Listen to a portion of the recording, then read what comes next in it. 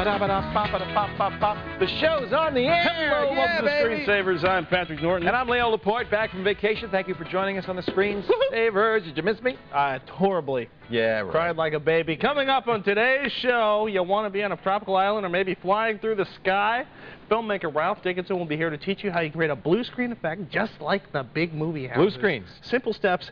Anybody can do it. Anybody can do this. Plus, animator Donovan Keith, yeah, our favorite kid who is teaching grown-ups how to use animation, is going to teach us how to do some tricks to make your characters he's more mature than one of us. I think he probably is. He drove here for the first time by himself. You got your license? First time. Woo! Yeah! And we're going to show you, ever hear of something called OCR? You're going to find out how you can transfer paper text like this into documents you can edit on your computer like that. And that's a very cool thing. But first, let us toss it to the high-tech nook. Kat and Megan, what you got?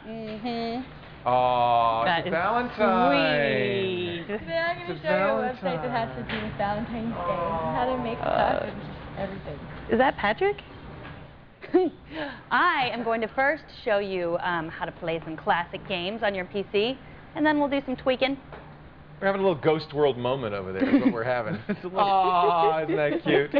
Oh my goodness. Thank you, Kat. Hey, you got a knife by any chance? Because I got this box. And you know, yesterday was Mardi Gras. Jiminy Christmas. Well, it's like a commando knife. Holy moly. All right. It's actually Kevin. Were you a Navy SEAL? Oh, Kevin, of course. He has to carry weaponry to beat the women off. All right, let's see. Folks, before we tell you about today's top technology stories, like we always start the show, Leo wants to remind everyone that yesterday was Mardi Gras. Mardi Gras. And I think, you know, Sue Rabot, who's our viewer in Lafayette, Louisiana, I believe, sent us some Mardi Gras stuff. Hopefully it's not a box of snakes. All right, let's see here. Let's see. Oh, happy Mardi Gras! Happy Mardi Gras! Woo! Woo! All right, here we go. This one is for you. Woo! All right. And this is for me. And oh, this is the most important thing in the Mardi Gras. The beads and the coins. All right, we'll be throwing those later. Meanwhile, let's take a look at the top tech. Will you show me? Here, just raise your shirt, Fred. Oh! Let's take a look at the top technology stories of the day. Oh, that's cute. It's a hammer. It's a hammer. It's a sledge. All right, the Internet is doomed once again. The CERT Coordination Center at Carnegie Mellon University has announced a broad vulnerability that can basically just about every SNMP. That's the mail server, the outgoing mail server on most systems. Yeah. Basically, they're saying there's I can't even touch that stuff. Basically, oh, not SMTP, SNMP. Yes, SNMP, the Simple Network Manager Protocol. Okay, that's network vulnerabilities in many, if they don't know how many and or most. It's hard to tell. Would you like the news? Make it easier for you. You know, I don't remember this off the top of my head. I was just reading the CERT thing this morning. Anyhow, the vulnerability could allow hackers to gain complete control to routers and other key network equipment. This is not a chicken falling from the sky thing. CERT, they're really nervous about this one. They're very good if they say this, yeah. Software tools created to exploit this vulnerability supposedly already exist and are being tested. Also being looked at as a rumor that almost anyone can dial in from anywhere and browse the entire Internet. That's amazing. How do they do that? I'm amazed that you were doing your whole news without the actual news in hand. You're impressive. You had that in the brain there. Olympic coverage, and have you been watching the Winter Olympics? Sort of. Big scandal. I saw a good 8 minutes of it last night. Apparently they're using technology the Olympic coaches have been using for a long time. They call it the simulcam. What allows you to do it, I haven't been watching it, so I haven't seen this. Maybe you've seen this. It features a technology that allows you to transpose footage of one skier onto footage of another skier, so it looks like they're in the same race. See, the problem with the Olympics is it was all time trials, right? You watch one person come down the hill, then it doesn't look like a race. So the NBC's using this to kind of fake the footage so it looks like there's an actual race. NBC, I can't say I miss I gotta say, I miss the childhood days. I miss watching stuff live. Remember watching stuff live? Well, it's kind of live. I just wish they'd come up with some software to take Bob Costas out of the picture. Whoa! Wouldn't that be cool? No, I like Bob Costas. Yeah. I do. The days are getting longer, ladies and gentlemen. A new study conducted by the Royal Observatory of Belgium Oh, well, there you go. Yeah, it has concluded that global warming will soon be making the Earth's days longer. According to their crack prediction team, a warmer atmosphere will create faster prevailing winds, which will slow the Earth's rotation by a fraction of a second every 10 years. Holy moly! They say that the effect is not only irreversible, well, it's irreversible unless Superman flies around the planet really, really fast to slow it down. But that means the day will get longer and longer and longer. A fraction of a second every 10 years. Look at this shirt that Sue Rabo sent me. Woo! Is that gorgeous or what? Cover your eyes, kids. I'm going to wear that tomorrow on tomorrow's show. Happy Mardi Gras. Thank you, Sue, for all the Mardi Gras stuff. Our question of the day, our online poll at thescreensavers.com, and we'll tell you about this. It has to do with this Comcast snafu. Yeah, it's a little... Are you being tracked on the net? Yes or no? Do you think somebody, maybe your ISP, is tracking you on the net? Yes or no? Cast your vote. We'll talk about 24 hours. Yeah, we'll talk about it a little later on in the show. Well, look at all the goodies we got here. Chad, look at all this.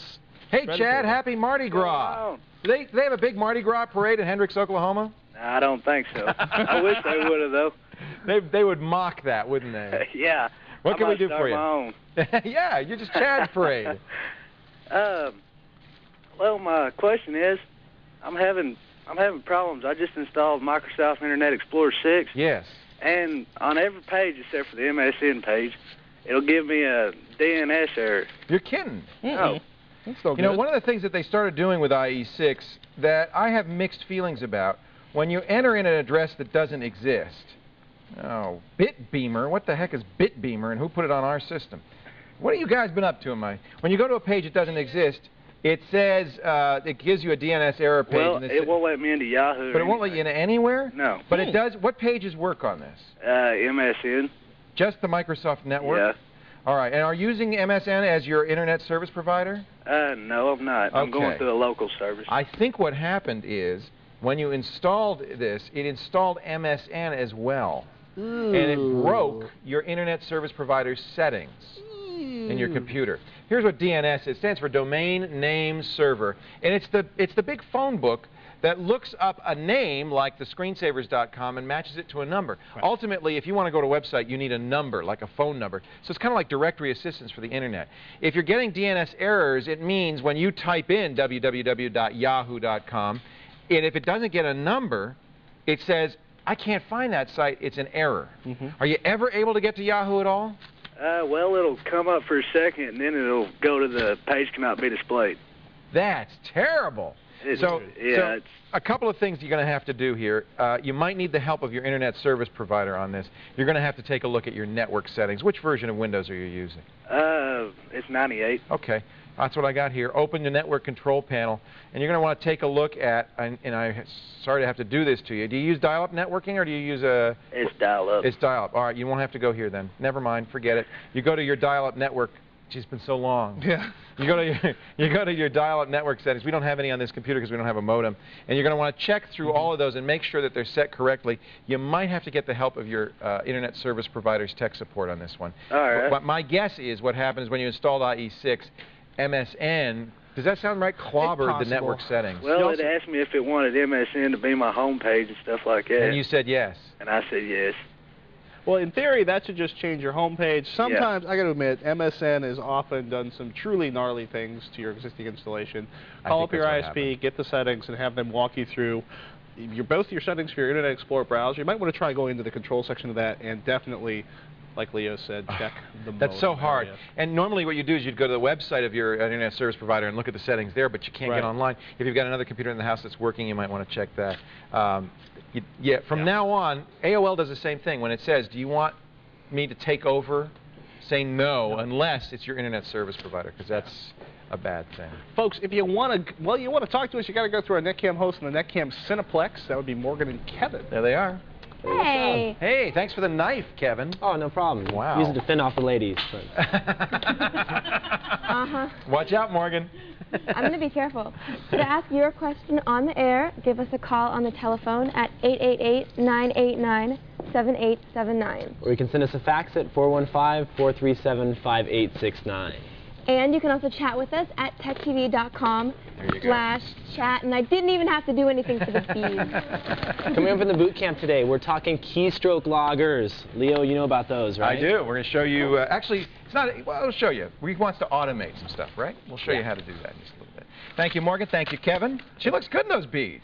Those look good, yeah. If you prepare the show by netcam, what do you get? The magnetic picture frame. Yes. Today our fridge picture features a computer for people who need their morning rush. We want to thank Luke. Did he put a Mr. Coffee in his case? I'm going to take a closer look at that one. That's pretty amazing. That's awesome. I have a new goal in life. A Mr. Coffee in your case. And you wouldn't even have to have a warmer plate because it would just keep it awesome. Excellent. After the break, report for basic computer training in Leo's boot camp when the screensavers continue. Belts for everyone. Woo!